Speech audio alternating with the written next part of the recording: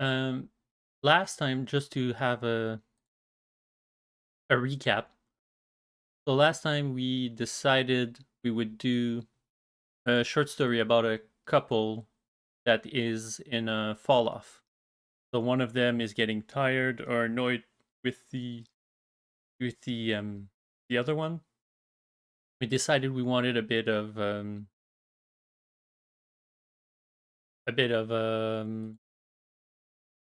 fiction in it. So we added that has an item, he finds an item. I think we had decided through uh, the deaths of someone, he gets this item where is he get this item that permits him to read thoughts, but this item would not distinguish thoughts between um, secrets, between fantasies, and all that. So there would be misinterpretation, conflict between the two on that front.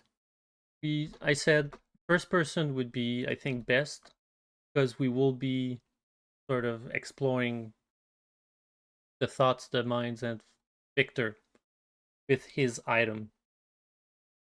So first person present, I would say, unless he is recounting something. You know, last time we thought we one of them would die. So I don't think he would recount anything unless he's the survivor. But still, we would have to describe very a lot his emotions, how he feels, the thing he touches, his senses. You know, because we will be very ingrained into the character.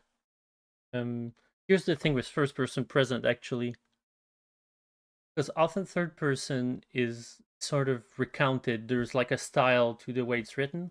I find first person it has to be closer to dialogue because you will this will be described the way the character talks, right? So if we follow Victor, extrovert that says what is on his mind, a bit naive. This means he's a loudmouth, right? So he doesn't really stay put and think about it for too long. Okay, so important stuff at the start. So we talked about that Victor and Mary have a dinner to talk about their dream house, right? Right. So the scene would be this, right? The Because they want a dream house, and Victor buys a too huge house for two people because he thinks he's going to start a family, but Mary cannot bear children. So when we start, let's say, at a small apartment in the city, say, and he's a bit lazy, so Mary is the one that probably sets the table, makes dinner, and all that. As he, let's say, he's on his phone or he maybe talks to her. So what did I write? Maybe reformulate with she takes her time making sure everything is perfect. Takes too much time to make sure everything. Now you see, well, there's a difference here, though. I mean, it's a perfectly apt way of writing it, but saying that, as usual, she takes too much time to maybe to make sure it's too much to make everything perfect. This insinuate it's something negative to Victor, right? So it tells that he could maybe he's an impatient person, or that he really hates it. Actually, waiting on Mary to make sure the utensils are placed right.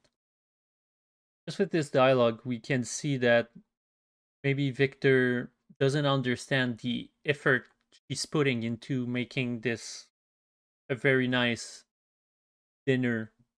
But if I go back to the beginning when I'm saying, as I'm sitting in these grating chairs that I can't wait to leave behind, I see Mary setting up a table.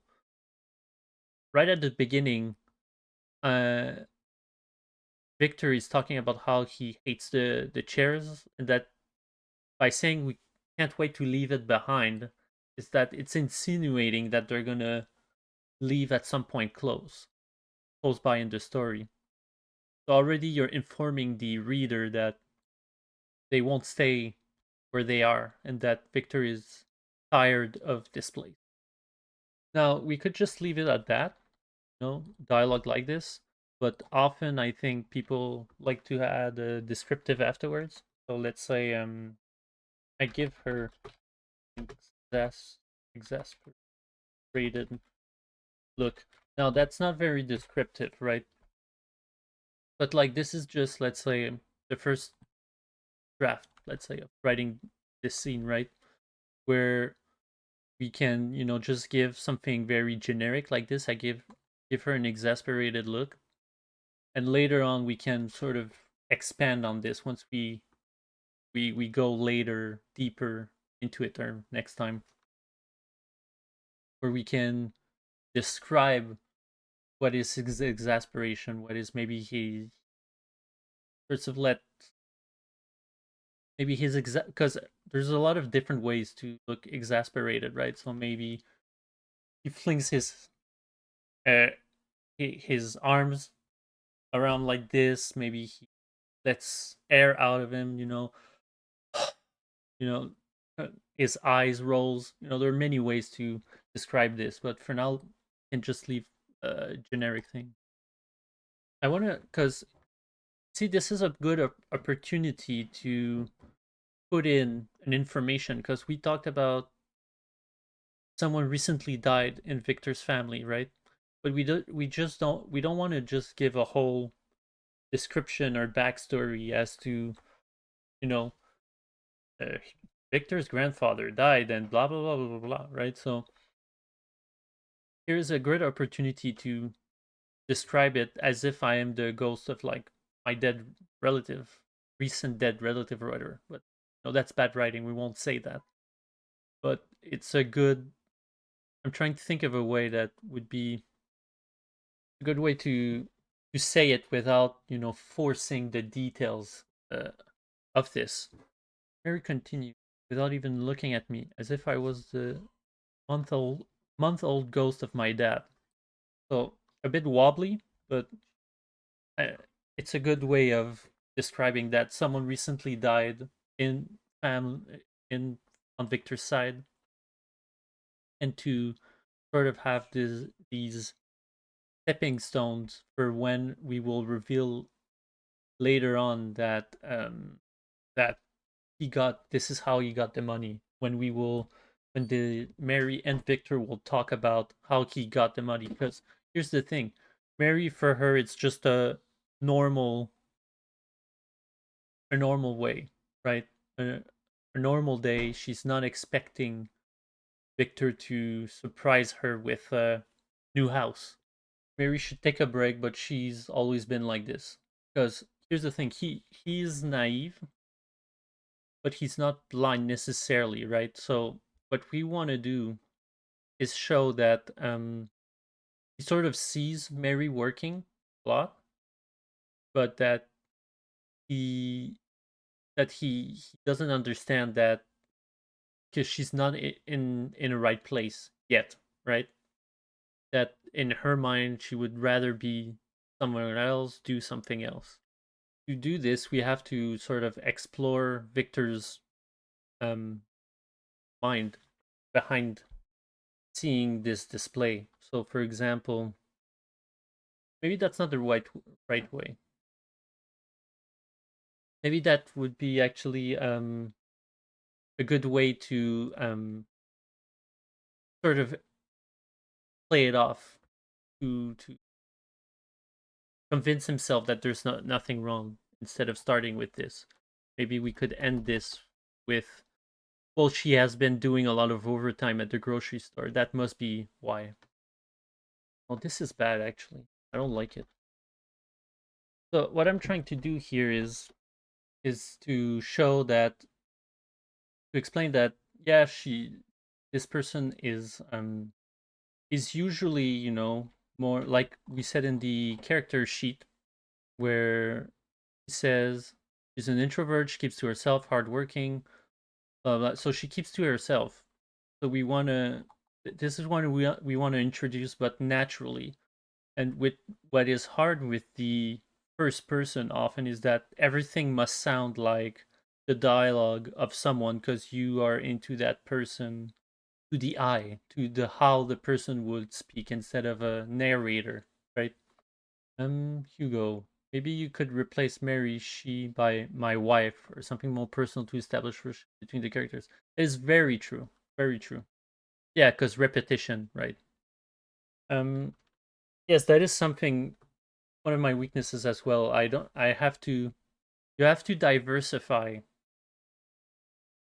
the way of calling someone. Because that's the other thing. You want to also establish that things that Victor likes about Mary before before the fallout, before exploring uh the rest. You want to establish that he likes her, this so you have to put small touches of well this when she does that is very cute. Stuff that when you look at your girlfriend, at your boyfriend, husband, whatever, that you don't necessarily say, but that you sort of make a mental note. And it could be, very stupid stuff like, oh, the way he cuts the vegetables or whatever. Whatever you want to make it, would have to come up with maybe surnames, right? With surnames that they give to each other. Maybe not something that's too cheesy because I don't like that, but just something um for later to keep in mind. I'll write it down so that I don't forget it in the lovers section. So you see, I what we do here is that we show how naive he is. Instead of asking how her date was or how why she he sees there is something, but just excuses it with something else. It's not that he doesn't care about her, but it's more in the sense of he's so excited and he never thinks about necessarily the problems or the negative. So meaning, and Mary is very reserved. So meaning she keeps everything inside. So what we do here is Mary is quite cold today. I mean, it's usually cute seeing her pensive, but this seems different. So instead of asking her about her day, all that, what's wrong, whatever, he excuses it because he doesn't want to spoil what he is going to say, what he's going to surprise with, because he's too concentrated on that, on himself, on what he has done for her. Right? It's not that well for them really. Again, it's not that he doesn't care. It's more in the sense we want to convey that he's a bit naive in thinking, well, it's probably something else. Oh, I can't wait to show her whatever I did. I think we want to do it through dialogue. I was going to say because we want to explain how he got that money to buy the house and all that. And this is also how he got the special item, right? So he probably will reveal this through dialogue, which would be more natural than if we say, you know, uh, oh, thank God my dad died, so okay. So this also, when it comes to dialogue, you might have mistakes in how you write things, but it might be done on purpose as well. If you want to convey, sometimes people when they write dialogue, they want to convey a certain accent, so they'll write in a certain way so that it's right as it sounds instead of writing it properly. Or what I usually do with dialogue is I often put commas of where I want, trying to dictate the speed and how the dialogue is said. So what I mean by that is, for example, if I would say, if I put the comma here, it reads more like, "Come on, my love, sit down already. The dinner will get cold." But if I take off the comma here, it reads more like "Come on, my love," in one read through. And this is how I wanted to sound as well. So I rather play with a comma like this. I have problems sometimes when they try to imitate an accent through the dialogue, but that's one way of doing it as well. I want to show that she's not exactly happy, so she's being. But for the viewer, it doesn't know if that's her usual self or not. So this seems direct. She's not mincing words, but it could be her usual self as well. But when Victor asks, what is that supposed to mean? That indicates that it's not a usual response, right? So we could either have this set of dialogue like this, or just before we could add something to talk about Victor's situation, what he's thinking during that moment, right? He's already looking at her. So let's say a physical description of being taken aback without saying, you know, I was taken aback. Because what is complicated with as well with the first person is that in a normal, let's say, third person view, you could describe uh, that the victor was taken aback. He tilted his head backwards and at Mary or whatever. But when it's first person, I don't think you should say these description that you would not notice, right? When you're from your point of view, when you're taken aback by something, you don't notice that you sort of felt back, right? And another way to show how Victor is naive. So Mary, her point was probably more, even know what we're eating, in the sense she did not get any help from him making the meal, right? And Victor thinks is that she's just perceptive in sort of analyzing what he says word for word, and not necessarily that there's a second layer to what he's insinuating. So he then sort of say, "Oh, it's true. I never asked you." Oh, I want to change that because it sounds wrong. But I never asked you what great meal have you made today. So it's more. So what the way he understood it, it's more in the sense of, well, it's true that I never, you know, asked the question, and not in the. He doesn't understand that there's a second layer to it, which is part of his naive way of thinking, which is why she rolls her eyes with a smirk.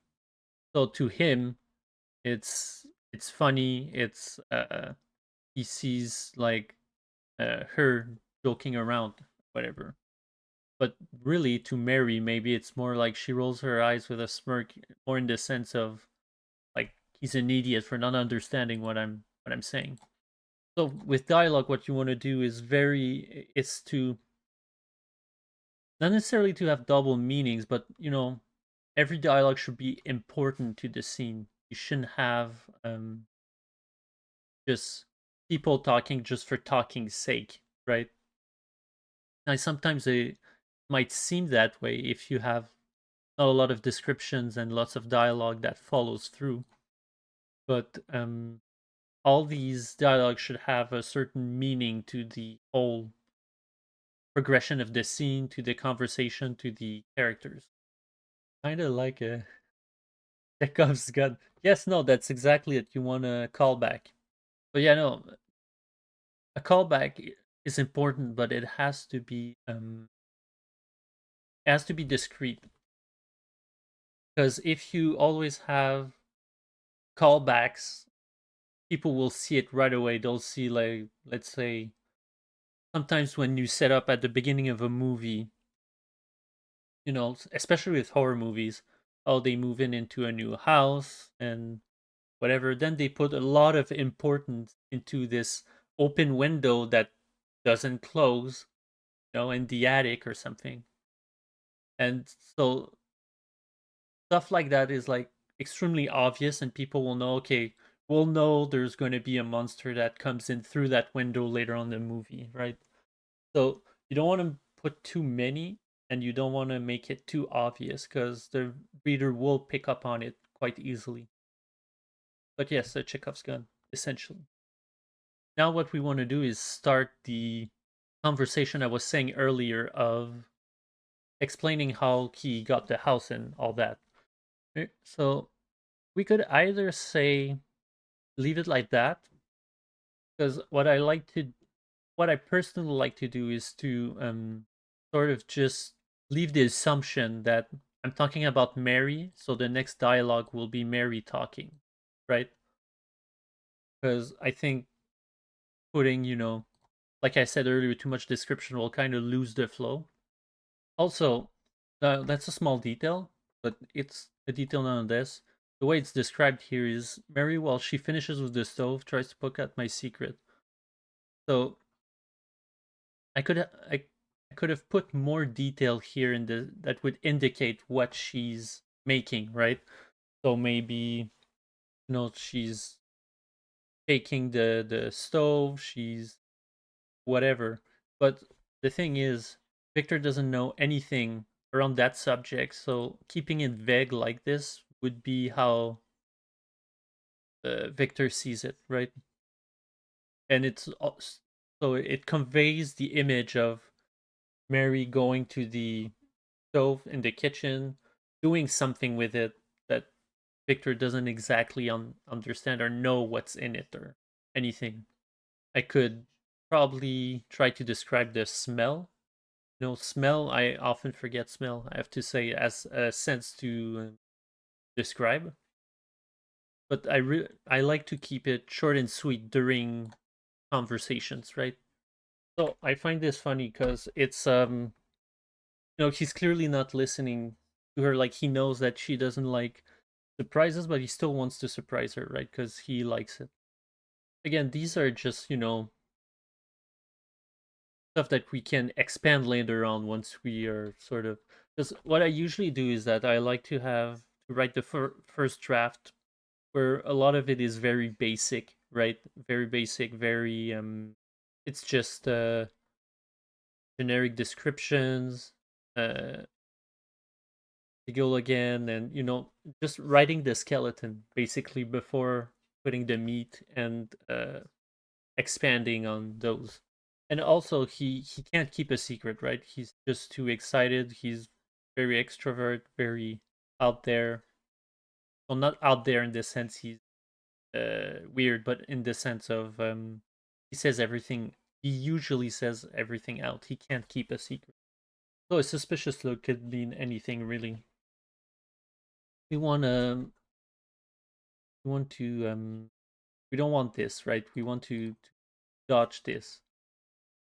So that's something, let's say, I would usually write and do the skeleton, but for the fun of it, let's see what we come up with. You have to remember she's at the stove, so she's looking from behind, right? So she looks at him from behind, or from the side, I should say. So her eyes and mouth are she doesn't like surprises, so her mouth would be sort of uncertain, right? So a bit you want to describe how her mouth is moving. And it's good to often check what a word means, because sometimes you think it means something, but it's not exactly accurate.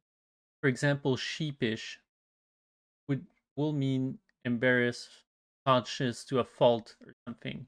A sheepish grin. But I used to think that it just meant that sort of,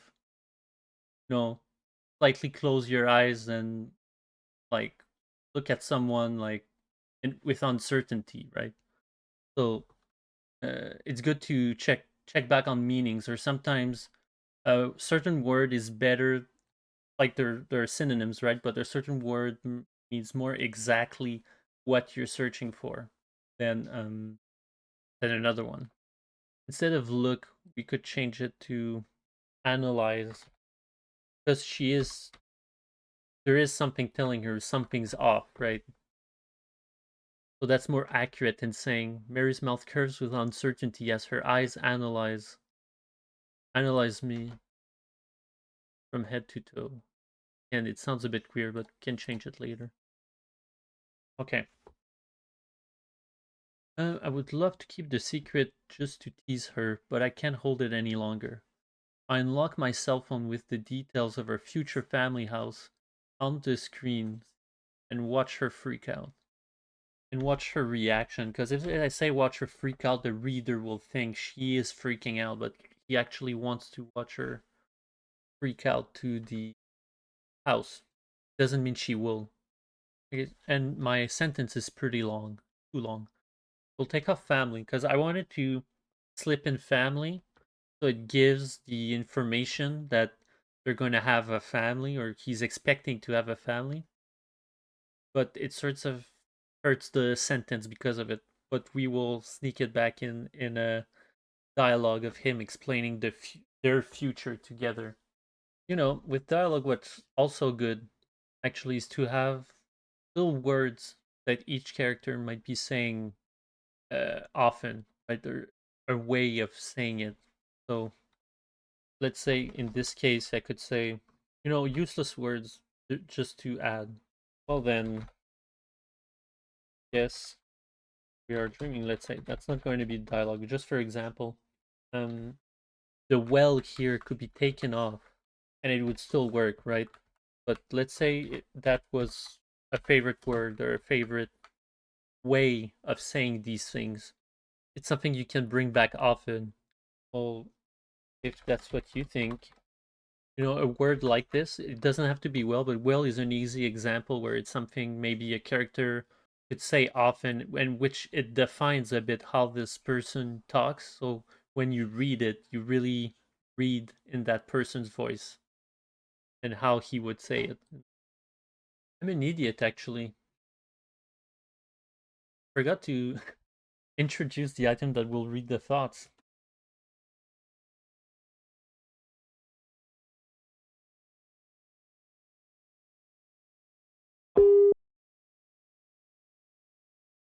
Okay, so let's rework this.